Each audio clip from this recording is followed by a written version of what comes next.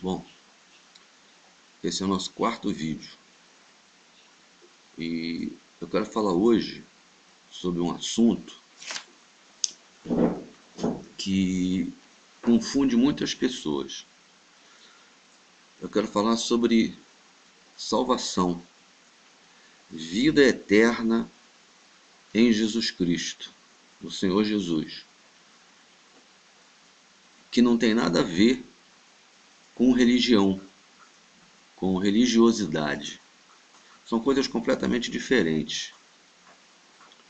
Em outro vídeo, eu pretendo falar mais especificamente sobre a diferença entre salvação, vida eterna e religião. Entre evangelho e religião. São coisas completamente diferentes. Entre a pessoa do Senhor Jesus na nossa vida e a religiosidade. São coisas antagônicas, opostas, que não batem uma com a outra, não convergem. Mas hoje eu quero falar sobre salvação. E falar sobre salvação em Jesus, no contexto que a gente vive hoje, é difícil você abordar esse tema sem abordar a religião, a religiosidade, que confunde as pessoas. Religião é uma palavra que vem do latim, todo mundo sabe isso, que quer dizer religare, ou seja, a religação do homem com Deus. Quando o homem pecou, essa ligação foi interrompida. E Deus providenciou um meio, uma forma, a única maneira, que é a pessoa do Senhor Jesus, de nos trazer de volta para Ele. Aí inventaram esse nome, religião, de religação. Só que a religação, ela não está ligada a métodos, ela não está ligada a doutrinas, a denominações, a preceitos, e mais preceitos e regras sobre regras. Não. A religação do homem com Deus está ligada única e exclusivamente, como diz os evangelhos, através da pessoa maravilhosa, poderosa, salvadora, redentora, vencedora do Senhor Jesus. E é isso que a gente vai abordar um pouquinho hoje. Se eu passar um pouquinho do tempo, vocês me perdoem, porque não dá para falar muito rápido a respeito disso, senão vocês não vão entender. Então vamos lá. Primeiro a gente vai ler um texto. Eu vou ler vários textos com vocês. Vou ler vários textos mostrando como o homem pode se aproximar de Deus e ser salvo através de Jesus. E como o homem pode tentar se aproximar de Deus e não conseguir. Porque não é através de Jesus. Aí ele não consegue. O primeiro texto está no Evangelho de João, no capítulo 6, a partir do verso 28. Eu só vou ler dois versículos, 28 e 29. Diz assim: Dirigiram-se, pois, a ele, perguntando: Que faremos para realizar as obras de Deus? Vou repetir a pergunta.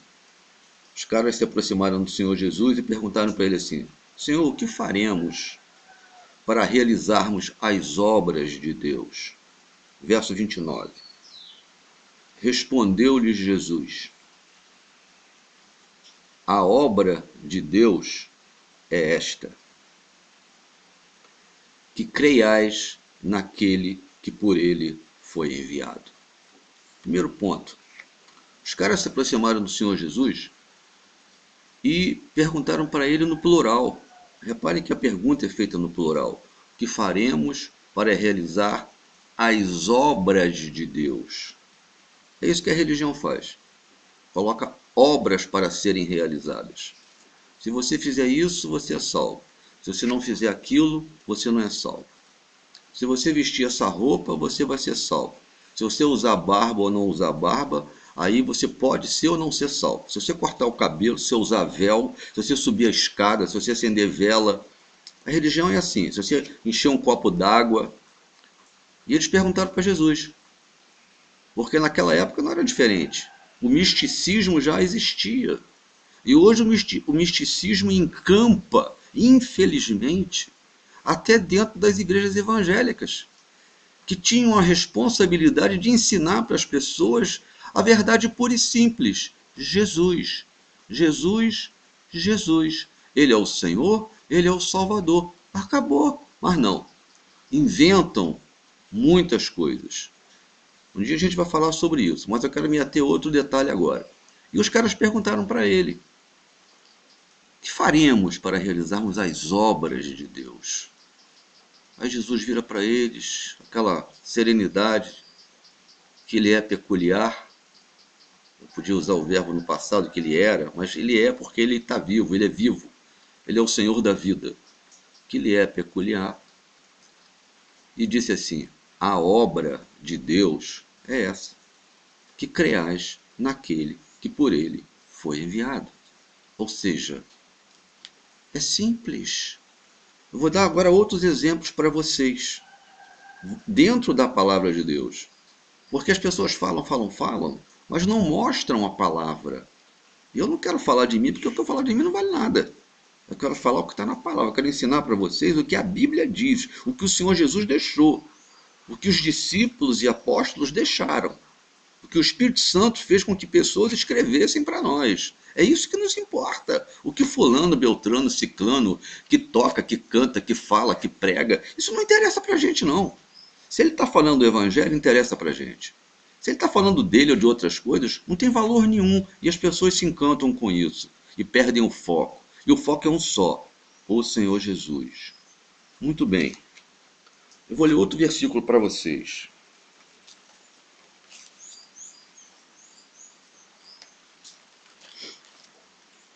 Olha só. Paulo e Silas estavam presos e foram açoitados porque operaram um milagre, porque libertaram uma pessoa do poder do mal, de Satanás. E eles foram presos por isso. Os religiosos prenderam eles. E eles, a Bíblia diz que aqui em Atos, estou lendo Atos, tá? Atos capítulo 16, a partir do verso 19. Mas eu vou me ater só a alguns versículos. Então eles estavam presos. E no verso 25 do capítulo 16 de Atos, diz o seguinte: por volta da meia-noite, Paulo e Silas oravam e cantavam louvores a Deus. E os demais companheiros de prisão escutavam. Era meia-noite, varava a madrugada. O religioso silêncio quer dizer, era meia-noite. Importante para ele é meia-noite, né? Por causa do misticismo. Mas a hora não tem importância aqui nesse caso. O que tem importância é o que eles estavam fazendo. Eles estavam orando e adorando o Senhor. Eles estavam presos no corpo, no físico, mas não estavam presos na alma nem no espírito. E aí eles começam a adorar e a cantar e a louvar, e os demais companheiros de prisão escutando. Olha o que aconteceu. De repente, sobreveio tamanho terremoto que sacudiu os alicerces da prisão, e abriram-se todas as portas, e soltaram-se as cadeias de todos. O carcereiro despertou do sono, e vendo abertas as portas do cárcere, puxando da espada, ia suicidar-se, supondo que os presos tivessem fugido, ao medo que o cara tinha da punição dos romanos e dos religiosos. Ele ia se matar. Ele queria se matar do que sofrer a punição dos religiosos e dos romanos. Mas Paulo bradou em alta voz: não te faças nenhum mal. Todos nós estamos aqui, ninguém fugiu. Então o carcereiro, tendo pedido uma luz, entrou precipitadamente trêmulo, prostrou-se diante de Paulo e Silas. Depois, trazendo-os para fora, disse: senhores, Olha só o cara. O carcereiro empenou o cabeçote. Os caras não fugiram. Apesar do poder de Deus ter aberto as portas e ter feito um terremoto que não desmoronou nada, só abriu as portas. Depois, trazendo-os para fora, disse: Senhores, que devo fazer para que seja salvo? Olha a diferença da pergunta. Lá até os caras perguntaram: o que faremos para realizarmos as obras de Deus? Que está preocupado com fazer coisas. O carcereiro não. O carcereiro viu o poder de Deus e falou assim: o que eu tenho que fazer para ser salvo? Porque isso aí eu quero para a minha vida. Esse poder de Deus eu quero para a minha vida. Sem contar que ele teve que pegar uma luz. É claro, naquela época não tinha energia elétrica, mas se você olhar isso profeticamente, espiritualmente, na revelação do Espírito Santo, quem está sem Jesus está no escuro, não tem luz. Tem que pegar uma luz artificial, porque não tem Jesus que é a luz do mundo. Trazendo-os para fora, perguntou-lhes: Senhores, que devo fazer para que seja salvo? Paulo, tranquilamente, virou para ele e falou assim: crê no Senhor Jesus, serás salvo tu e a tua casa. Repara bem, lá em João 6, Jesus fala assim: a obra de Deus é esta, que creais naquele que por ele foi enviado. Ele, o Senhor Jesus. E agora aqui o carcereiro chega para Paulo, depois de ver a maravilha que o Senhor fez: o que eu tenho que fazer para ser salvo? Tem isso aí, eu quero esse poder de Deus na minha vida. Aí Paulo vira para ele e fala assim: é fácil, rapaz. Crê no Senhor Jesus, será salvo tu e a tua casa. Paulo não falou para ele: você tem que subir um morro, você tem que subir uma escada, descer uma escada, acender uma vela, 3 velas, 5 velas, vela dessa cor, vela daquela, ou crescer o cabelo, ou roupa comprida, barba sem barba, botar copo, tirar copo, rosa. Paulo não falou nada disso. Isso tudo é invenção do inferno para confundir as pessoas. É a religião. Paulo fala o que tem que ser dito, e é o que eu estou falando para vocês. Crê no Senhor Jesus, serás salvo tu, aleluia, aleluia, glória ao Senhor, e a tua casa. Essa é a palavra de Deus. Essa é a ordem do Senhor. Vai e prega o evangelho. A todo aquele que crê será salvo. E for batizado será salvo. Depois a gente fala sobre batismo, esquece isso agora. Laudandra Cruz não foi batizado e foi salvo. Mas o importante é crer no Senhor Jesus, é só Ele, é mais ninguém. Não existe um intercessor entre Jesus e Deus e o Pai, porque Ele é o próprio Pai, Ele é o próprio Deus. Ele falou para Filipe: Filipe, quem me vê a mim vê o Pai. Há tanto tempo estou convosco, não me tenho desconhecido. Quem me vê a mim vê o Pai, porque eu e o Pai somos um. Deus encarnou na pessoa de Jesus, o Verbo se fez carne e habitou entre nós, cheio de graça e de verdade. Vimos a sua glória como glória do unigênito do Pai. Evangelho de João, capítulo 1, verso 14. E Paulo conhecia muito bem. E Paulo falou para o carcereiro: crê no Senhor Jesus, serás salvo tu e a tua casa. É isso que salva. O que salva não é religião. Religião estraga, religião mata, religião escraviza, religião enche o saco. Mas Jesus não. Ele é libertador, Ele é Senhor, Ele é o dono. Eu vou ler outro versículo com vocês. Me perdoe que hoje estou demorando mais, né? Mas não dá, eu tenho que ler direitinho, explicar tudo para vocês.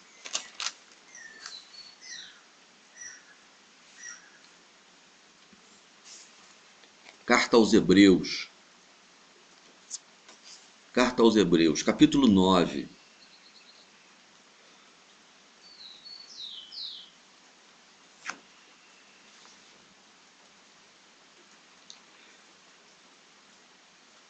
O capítulo 9 da Carta aos Hebreus tem ensinamentos maravilhosos que não dá para a gente falar agora. Eu vou me deter a um pequeno detalhe. Eu vou me ater a um pequeno detalhe somente, porque é o que nos interessa no momento. O escritor aos Hebreus, que supõe-se que foi Paulo, ele está explicando aqui sobre o ritual do tabernáculo no passado, no Antigo Testamento, quando o Senhor mandou que Moisés fizesse o tabernáculo. E ele fala o seguinte, reparem, este é o sangue da aliança, a qual Deus prescreveu para vós outros. Igualmente também aspergiu com o sangue o tabernáculo e todos os utensílios do serviço sagrado. Estamos falando do Antigo Testamento, que profetizava a respeito do que Jesus viria fazer. Depois a gente fala sobre isso em outro vídeo. Olha só, verso 22 do capítulo 9. Com efeito, quase todas as coisas, segundo a lei, se purificam com sangue. E sem derramamento de sangue, não há remissão de pecados. Por que isso? Por que sem derramamento de sangue não há remissão de pecados? Porque a palavra de Deus diz em Levíticos que a vida da carne está no sangue. E o sangue representa a própria vida em si. Quando o homem pecou, o homem feriu os princípios de Deus. Para que isso fosse perdoado, para que fosse feita, agora a gente volta, a religação, sangue inocente tinha que ser derramado, ou seja, uma vida pecadora pecou, contaminou todo mundo. Aí nesse caso, o sangue de um inocente tinha que ser derramado, para que Deus aceitasse o perdão. O sangue de uma vida pura, para purificar aquele que pecou. No Antigo Testamento, era sacrificado o cordeiro. Cordeiro que simbolizava a pessoa do Senhor Jesus que viria. Por isso que João Batista falou, eis o Cordeiro de Deus. Com o tempo vocês vão aprender mais sobre isso. E agora, o Senhor está falando aqui conosco. Sem derramamento de sangue não há remissão de pecados. Mas qual sangue? Antigamente era o sangue do carneiro, do cordeiro. Por quê? Porque Jesus não tinha vindo. Mas quando Jesus veio e morreu na cruz e derramou seu sangue puro e inocente, o Cordeiro de Deus enviado por ele, ele mesmo fala na cruz, ele fala assim, Pai, está pago, está consumado. Aí o véu do santuário lá em Jerusalém rasgou-se de alto a baixo. Acabou a lei ali. A lei ali foi cumprida na pessoa do Senhor Jesus. O sangue de um inocente estava sendo derramado na cruz por mim e por ti. 1 João 1,7. 1 João 1,7. Diz assim, se porém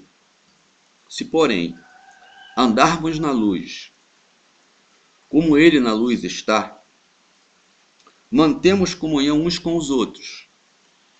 E o sangue de Jesus Cristo, seu Filho, nos purifica de todo pecado. Então, queridos, começamos lá. O que faremos para realizarmos as obras de Deus? O Senhor Jesus, não foi ninguém, foi Ele mesmo, responde, a obra de Deus é esta, que creiais naquele que por Ele foi enviado. O carcereiro chegou para Paulo e falou assim, o que eu tenho que fazer para ser salvo? Paulo falou assim, é simples, crê no Senhor Jesus, será salvo tu e a tua casa. O escritor aos Hebreus mostra para a gente aqui, fala para a gente aqui, sem derramamento de sangue não há remissão de pecados. Mas o que eu vou fazer? Eu vou pegar um cordeiro ali no quintal, vou abater? Não, porque o cordeiro que Deus enviou já morreu por mim na cruz. O Senhor Jesus. Então não há outra forma, não tem outra maneira, não tem jeitinho. Você pode acender quantas velas você quiser, você pode botar quantos copos d'água você quiser, quantas rosas você quiser, você pode deixar seu cabelo bater no calcanhar, você pode usar manga comprida, você pode fazer o que você quiser com barba, sem barba, e subir morro e descer morro. Tudo isso é religiosidade.